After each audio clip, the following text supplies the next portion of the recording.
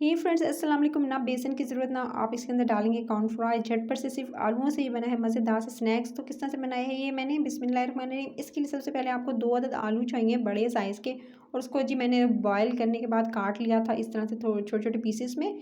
और पीसेस में काटने के बाद अच्छे से बॉयल होना चाहिए बिल्कुल एकदम, ताकि मैश करने में आसानी हो। आप कांटे का इस्तेमाल भी कर सकते हैं, मैशर का इस्तेमाल भी कर सकते हैं। तो जी मैं आलूओं को अच्छे से मैश कर रही हूँ, और ये देख सकते हैं ईज़िली मैश हो रहे हैं क्योंकि बहुत अच्छे से बॉयल किए थे मैंने। जी आलू को अच्छे से कर लिया है मैंने मैश। अब आपने इसके अंदर जो है वो शामिल करनी है बाकी की चीज़ें, जैसे कि इसके अंदर जाएगी सबसे पहले धनिया। चॉप किया हुआ धनिया काटा हुआ इसके अंदर शामिल कर दूंगी, और धनिया शामिल करते ही साथ ही आपने इसके अंदर हरी मिर्च डालनी है। 2 अदद हरी मिर्चों को काट कर आप इसके अंदर शामिल कर देंगे। फिर आपने आधा टीस्पून इसके अंदर कुटी हुई लाल मिर्च शामिल करनी है। आधा टीस्पून के साथ ही आपने इसके अंदर सफ़ेद ज़ीरा शामिल करना है। 1 टीस्पून भुना हुआ होना चाहिए। साथ में आपने इसके अंदर साबित धनिया शामिल करनी है, 2 छोटा चाय का चम्मच। और फिर आपने इसके अंदर शामिल कर देना है, ये है जी मैंने इसके अंदर चिकन पाउडर इस्तेमाल किया है।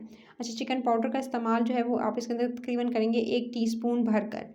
फिर आपने इसके अंदर नमक का इस्तेमाल करना है, 1 से 1.5 टीस्पून आप इसके अंदर नमक शामिल करेंगे। मैं इसके अंदर 1 एंड हाफ यानी 1.5 टीस्पून इसके अंदर शामिल किया है नमक को। फिर इसके साथ आपने जो है काली मिर्च का पाउडर जो है यानी ब्लैक पेपर जो है वो इस पाउडर आपने यूज़ करना है, तकरीबन आधा टीस्पून, आधा छोटा चाय का चम्मच इस्तेमाल करेंगे। फिर आपने इसके अंदर शामिल कर देना है जी लाल मिर्च का पाउडर 1/2 टीस्पून। और ये तमाम चीज़ें चली गई, तमाम मसालों के साथ आपने बहुत अच्छे से इसको मिक्स कर लेना है। अच्छे से मिक्सिंग करेंगे, और मिक्स कर लेने के बाद अब आपने इसके अंदर शामिल करना है मैदा। अच्छा, आप इसके अंदर मैदा शामिल करेंगे, तकरीबन आप इसके अंदर 3 टेबलस्पून भरकर, 3 जो नॉर्मल खाने के चम्मच होते हैं वो आप भरकर इसके अंदर शामिल कर देंगे। और 3 चम्मच जो है वो मैदे के साथ ही अब आपने सारे मिक्सचर को अच्छे से मिक्स कर लेना। अच्छे से मिक्स कर लेने के बाद अब आपने इसको एक तरफ रख देना है मिक्स करने के बाद, ताकि थोड़ा सेट हो जाए। चाहे तो इसे फ्रिज में भी मिक्स करके रख सकते हैं। जब तक इसको मिक्स करके मैं एक तरफ रखती हूँ, फिर इसको मैं थोड़ा सा जो डिवाइड कर लूँगी पेड़ों की शक्ल में। जब तक मैंने क्या किया, मैंने लिया मैदा, 2 टेबलस्पून भरकर मैदा लिया, और उसके अंदर शामिल कर रही हूँ मैंने इसके अंदर शामिल किया है ऑयल को। अच्छा, 2 टेबलस्पून जो है मैदा है उसके अंदर तकरीबन आप जो है 2 से 3 टेबलस्पून आप इसके अंदर जो है वो ऑयल का इस्तेमाल कीजिएगा, और अच्छी सी स्लरी बना लीजिएगा। इस तरह से स्लरी बना लेनी है आपने। ऑयल के साथ ही पानी का इस्तेमाल नहीं करना, सिर्फ और सिर्फ आपने इसके अंदर ऑयल और मैदे का दोनों का मिक्सचर डालना है। और उसके बाद स्लरी को बनाने के बाद अब आप थोड़ा थोड़ा करके मिक्सचर उठाएंगे उसमें से, बॉल में से, और उसके बाद आपने इसे एक पेड़े की शक्ल देने के बाद थोड़ा सा करना है मैदे को डस्ट। मैदे को इस तरह से डस्ट करेंगे, थोड़ा सा मैदे को डस्ट करने के बाद अच्छा खासा मैदा इसके ऊपर लगाएंगे, ताकि जो है वह चिपके नहीं। और आपने इस तरह से इसको बिल्कुल ईजिली से बेलने की ज़रूरत नहीं पड़ेगी, हाथों से आप सेट कर सकते हैं, और इसे एक रोटी की शक्ल दे देंगे। उसके बाद आपने इस तरह से एक शेप देने के बाद इसके ऊपर जो मैदा और ऑयल की जो स्लरी बनाई थी वो इसके ऊपर अच्छे से आप जो लगा देंगे। तो अच्छे से कोटिंग करेंगे, पूरे हिस्से पर आपने लगानी है, एक एक हिस्से पर अच्छे से लगाएंगे, ताकि जो लेयर्स आपको नज़र आ रही थी ना स्टार्टिंग में, वो लेयर्स इसके अंदर बनेंगी, इसी वजह से कि आप इसके ऊपर जो है वो कोटिंग करते जाएंगे स्टेप बाय स्टेप। सो सबसे पहले मैंने इस तरह से मैदे की स्लरी लगाई, उसके बाद अगेन दोबारा से आप थोड़ा सा जो पोर्शन उठाएंगे इस तरह से, और उसको बेलेंगे इस तरह से, पेड़े को उठाकर इसको सेट करेंगे। और जितनी शेप का आपने पहले बनाया हुआ उतना ही आपने साइज़ का जो है वो इस तरह से शेप देते हुए आपने बना लेना है। देख सकते हैं मैं बेलन का इस्तेमाल करी, मेरे हाथों से बस आपने इसे सेट कर लेना, और इसके ऊपर इस तरह से दोबारा से सेट करते जाएंगे, और इसके ऊपर जो है वो एक कह सकते हैं एक लेयर लगाते जाएंगे। सो इस तरह से आपने एक लेयर फिर दोबारा से लगानी है, और अगेन आपने इसके ऊपर जो है वो मैदे और ऑयल वाली स्लरी लगानी है। इस तरह से फिर दोबारा से इसके ऊपर एक लगा लेंगे लेयर को, इस तरह से अच्छे से पूरे पे कवर करेंगे, कोटिंग कर देंगे इस तरह से। और उसके बाद अगेन आपने थोड़ा पोर्शन लेना है, फिर दोबारा से थोड़ा सा, और आपने इसके ऊपर जो आलू वाला मिक्सचर है वो इसको अगेन जो है वो थोड़ा हाथों से जो है वो बेल कर, फिर जो है हाथों से सेट करके इसके ऊपर एक लेयर जो है वो दोबारा से लगा देंगे। तो इस स्टेप रिपीट करते जाएंगे, और इसके ऊपर डालते जाएंगे, फिर हम इसी तरह स्लरी लगाते जाएंगे, फिर दोबारा जितना मिक्सचर आपके पास होगा। और लेकिन ये है कि एक अच्छे से आप मैदे की जो कोटिंग है वो ज़रूर कीजिएगा, ताकि जो है ये ड्राई जितने आपको ये नज़र आ रहा है ना, ये लेयरिंग इसी वजह से आएगी कि आप इस पर जो है वो आपने एक तो स्लरी लगाई, दूसरा ये जो आपने मैदा जो डस्ट किया होगा उसकी वजह से। तो आपने इस तरह से दोनों चीज़ों का इस्तेमाल करना है कि आपने एक दफ़ा स्लरी लगाने के बाद थोड़ा सा मैदा डस्ट करते जाएंगे, तो उससे क्या होगा कि इसके अंदर जो है वह इसी तरह से खिली खिली लेयर्स बनती जाएंगी। लीजिए जनाब, मैं इस तरह से सारी की सारी जो थी वो इस तरह से जो है वो हाथों से जो है वो अच्छे सेट करके, उन पे जो अच्छे से मैदा डस्ट करके इस पर पूरी लेयर्स लगा दी हैं।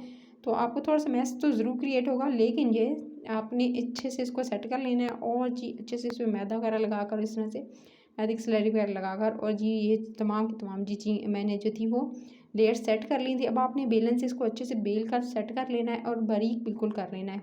मोटाई 1 इंच रखिएगा, बिल्कुल बारीक नहीं करना, बस 1 इंच की मोटाई आपने रखनी है। और उसके बाद इस तरह से आपने इसको बेलने के बाद बेलन से अब आप इसको फ़ोल्ड करेंगे। अच्छा, इसको लेकिन फ़ोल्ड करने से पहले आपने मज़ीद इसके ऊपर वाली जो हिस्सा है उस पे दोबारा से आपने लगानी है वो जो मैदे की आपने जो स्लरी सी बनाई है वो इसके ऊपर लगाएंगे आखिरी दफ़ा में।